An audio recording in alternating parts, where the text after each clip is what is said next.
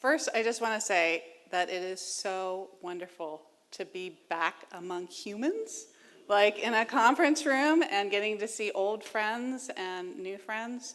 This is really a fantastic way to start the conference and just see everybody. So thank you. So we're going to talk about vector symbolic architectures in Clojure. And I'll explain a little bit more about what that is. But first, since my talk has the words AI in it, I thought we would just address it straight on here. So, like ChatGPT and large language models, they're all the rage. They're going to transform a lot of things as we know it. But as someone that enjoys looking and discovering things about artificial intelligence, like this made me a little bit worried. I mean, I was like, is AI solved? Is this all there is to it? Do we just like make them bigger and bigger and call an API and we're done? So I spent some time thinking about this, but I'm happy to say that I think that there are still plenty of opportunities for our human brains to boldly go forth and discover more things. Whoop, do we lose the, there we go. So going back to more traditional AI, I chose this picture because of that XKCD. There's, the elegant weapons of your...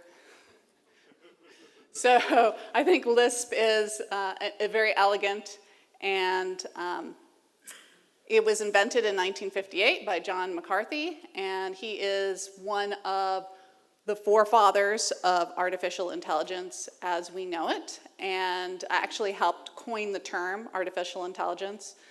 And I really like this quote that he has, that intelligence is the computational part of our ability to achieve goals in the world. So we have this neural networks, deep learning, kind of connectionist way of viewing the world with ChatGPT and all its current incarnations. And then we have the good old-fashioned AI, which is symbolic AI.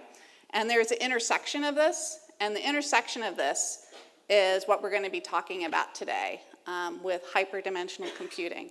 It's also got another name for it, vector symbolic architectures. So if you hear me talk about hyperdimensional computing or vector symbolic architectures, they're sort of interchangeable.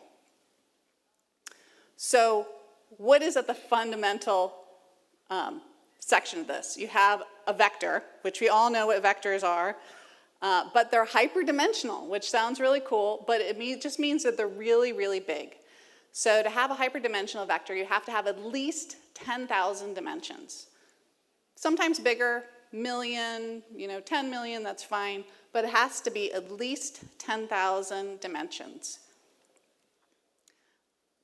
The reason that we have to get up into this high dimensionality comes from Carin paper. He came up with this blessing of high dimensionality, is you have to get big enough that a point in this hyperspace can express a pattern.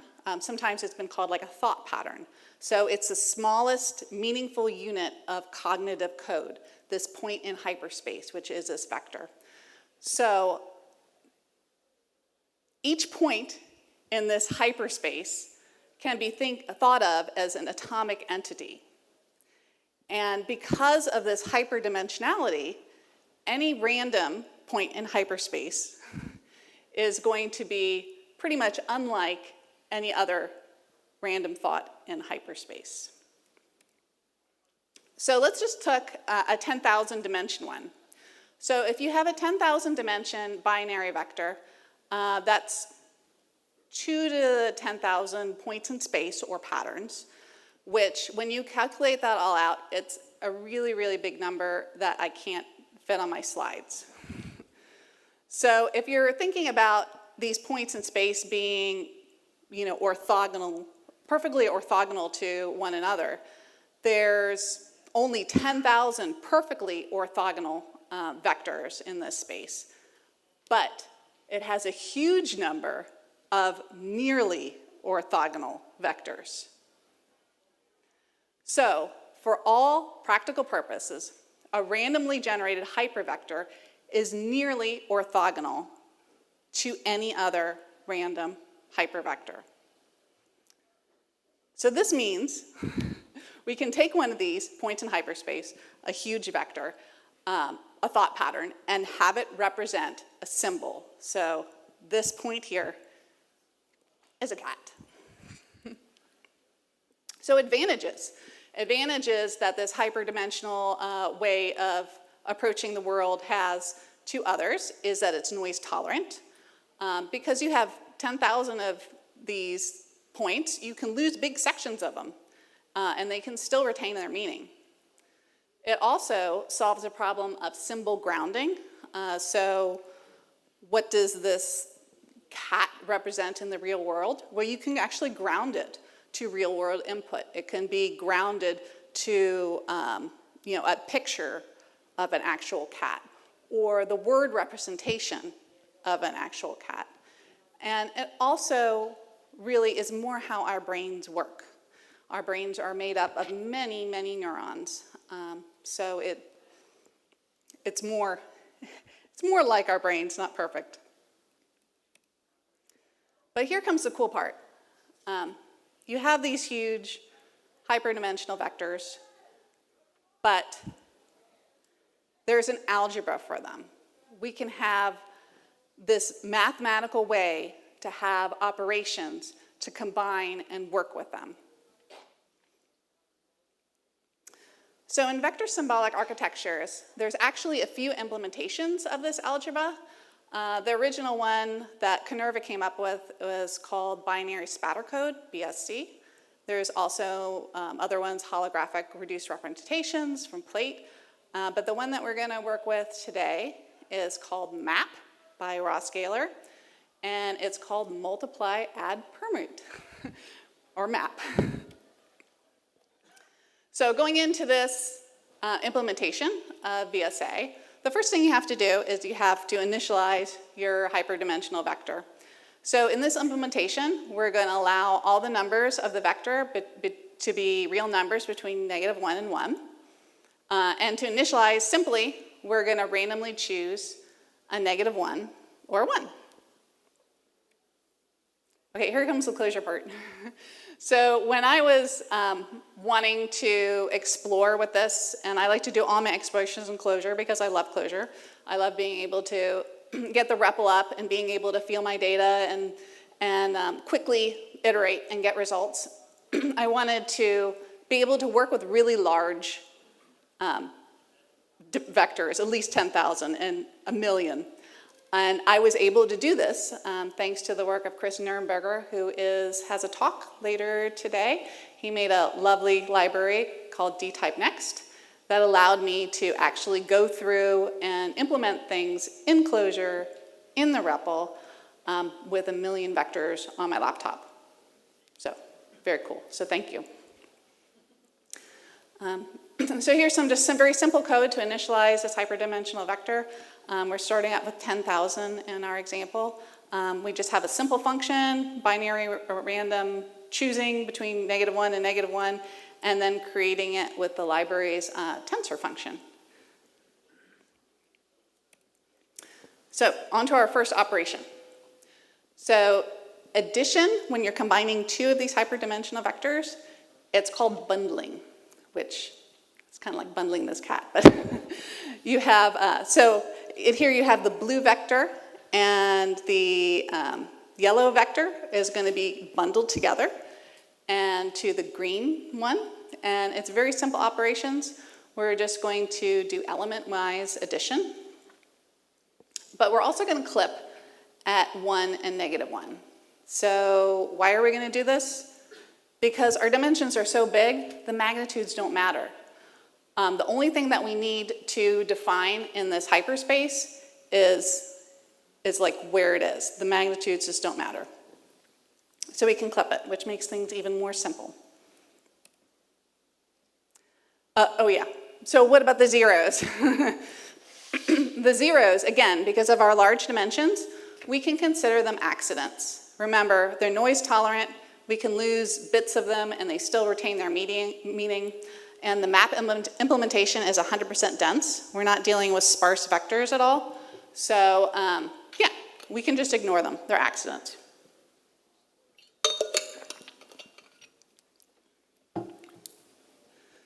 So here's just some code to show you the bundling operation. Again, element-wise addition.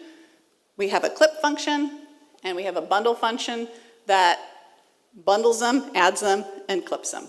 So very simple operation. The next operation, as you might expect, is multiplication. Again, we're multiplying the vector element-wise. The cool thing about this bind operation is that it acts kind of like you're associating a key with a value in hyperspace. So you can kind of bind this to that, and that's why it's kind of called that. The further cool thing is because we're dealing with negative ones and ones, it's also bind is the inverse of itself. So if you have two hyperdimensional vectors that you're binding, so x binds with y and becomes a z, you can get the components out by doing the operation again. So z bind with y is x, or z bind with x is y, which is really nice. The third operation is P for permutation. So this operation is called protect. So again, very simple operation. It's rotating. So if you want to protect a hyperdimensional vector, you rotate it by 1. And the reason why you're doing this is you're going to protect all the values encoded in it, so you can put more values in it. If you want to unprotect it, then you rotate it back. So rotate by 1, unrotate by 1. Okay, so we have the basic operations now, which is really cool. We need one more ingredient to make this vector symbolic architectures. We need a cleanup memory or a dictionary. Because if somebody hands us a hyperdimensional vector, we don't really know what it is. And it can be complex. It can have a lot of different parts associated with it. It could be composited. So we need a way to have kind of a dictionary. Oops. Hold on. There we go. We need a dictionary so we can get all our components out. So in this, it's just going to be a simple atom that we can reset when we need to. And we're going to add key value pairs to it. So I can say that this, to me, string cat is going to be this random hyperdimensional vector that I'm going to choose to represent it. And this will be in my dictionary.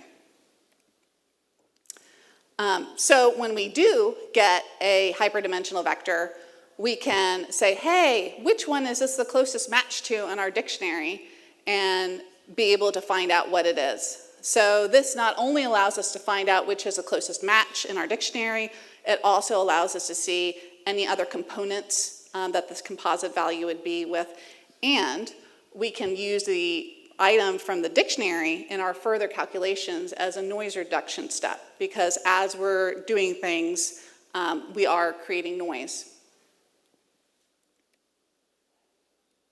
Oops. Yeah, so let's go through an example.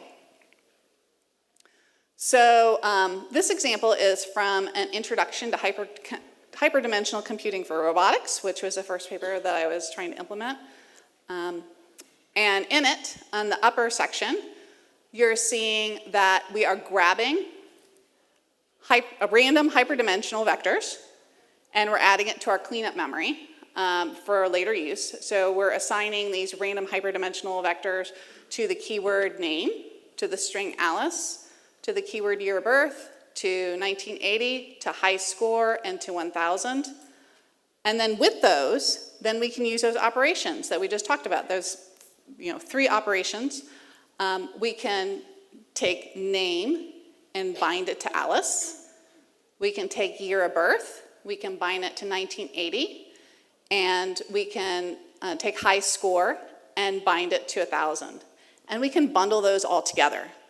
So now at the end, we have H, which is a single hyperdimensional vector, and everything else was a hyperdimensional vector too. So everything's a hyperdimensional vector. And then we can take that hyperdimensional vector and we can query it using that bind-unbind function. So we can take the hyperdimensional vector H and say, hey, what about name? Can we find name in it with this unbind function? And you can. So it'll give you back the nearest thing in the cleanup memory, which is Alice. And you can also do that by key as well. We can ask the same thing. What in this H composite value is closest to the Alice string? And we'll get back the name key, which is pretty cool. So what this allows us to do is it allows us to make data structures out of these hyperdimensional vectors. So this bundling operation that we've seen is kind of akin to sets. And the binding is key value pairs like maps. And the permutation, I don't like to say vectors because then we're using like vectors so many, but it's more like sequences or stacks. So we can make stacks out of them. Or sequences. So you see where this is going, right? We're going to do this in Clojure. So I started out with a goal. I was like, yeah, I want to make Clojure maps and Clojure vectors with vector symbolic architectures using these 3 operations with the map implementation. So given something like x1, y2, a map, we can unfold that into those basic operations and get back a hyperdimensional vector, which is our first VSA map. And when we look in our cleanup memory, we can see all those random points in hyperspace that we have used to represent the keyword x, 1, y, and 2. And we're going to use vector similarity to look and see what a get would be like. So a Clojure get is getting the key or the value from the map, and we can certainly do that as we've seen before with the unbind function. So if we look at our first VSA map, trying to get the value of x, we'll get back 1, and it can also work with the keys as well and the values. So we've done get. There's no reason we can't do a soch either. So just an aside, there's 2 ways of kind of pronouncing a soch. There's like a sock and a soch. So just a show of hands, like how many pronounce it a soch? Whoa. Okay, and how many a sock? Oh, for you. All right. All right.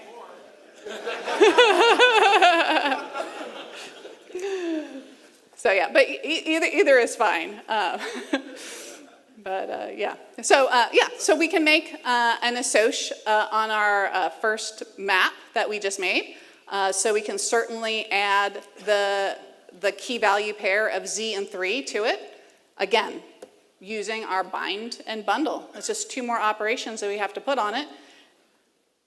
And then we can query it for the original value of get z, and it's a 3. So everything is a hyperdimensional vector with very simple operations. So we can do a Clojure vector with maps with vector symbolic architecture.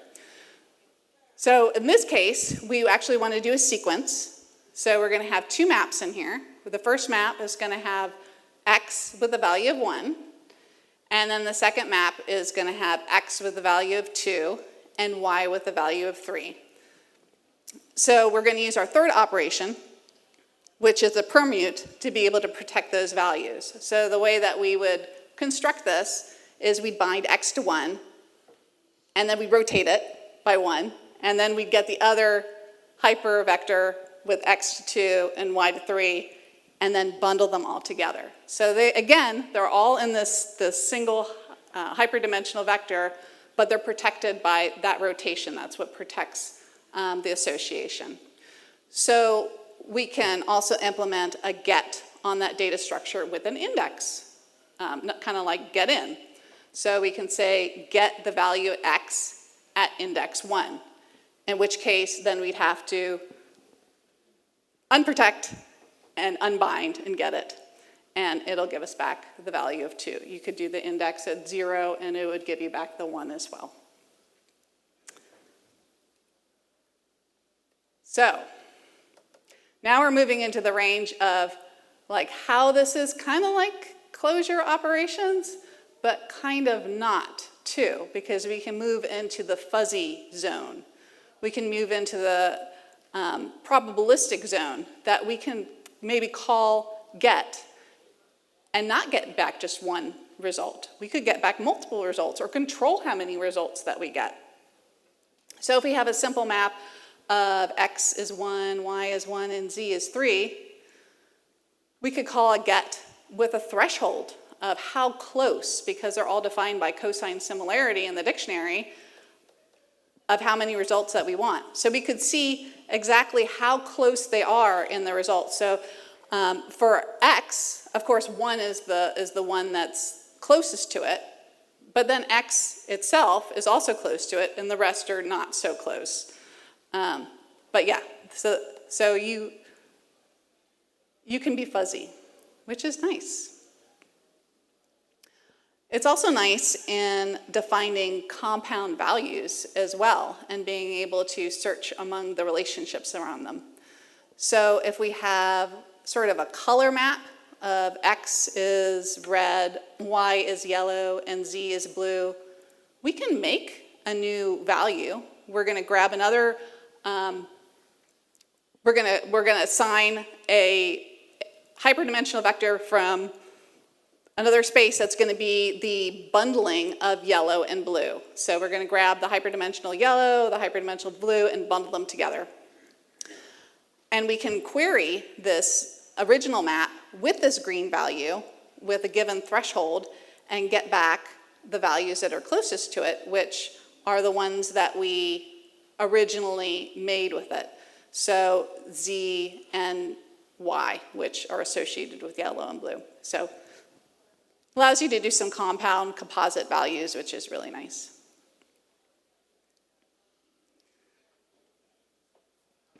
The thing that I really like about this is it's just so simple and elegant, not unlike Clojure. You have a very, very limited number of operations and just one data structure, which is a same size hyperdimensional vector all the time, and you can use it to represent all these different things. You can use it to represent strings, numbers, key value pairs, collections. This single 10,000 dimension vector could contain stacks of maps. It could contain trees. There's like no limit to the amount of data structures that you could put in this thing. And also, you can query multiple things within it in a fuzzy probabilistic way, which you can't do in kind of a conventional system. So yeah, at the beginning of the talk, I said that I still think there's areas to explore with our human brains. I think this intersection is one of these areas that there's a lot of exploration available. So I'm going to throw out this challenge.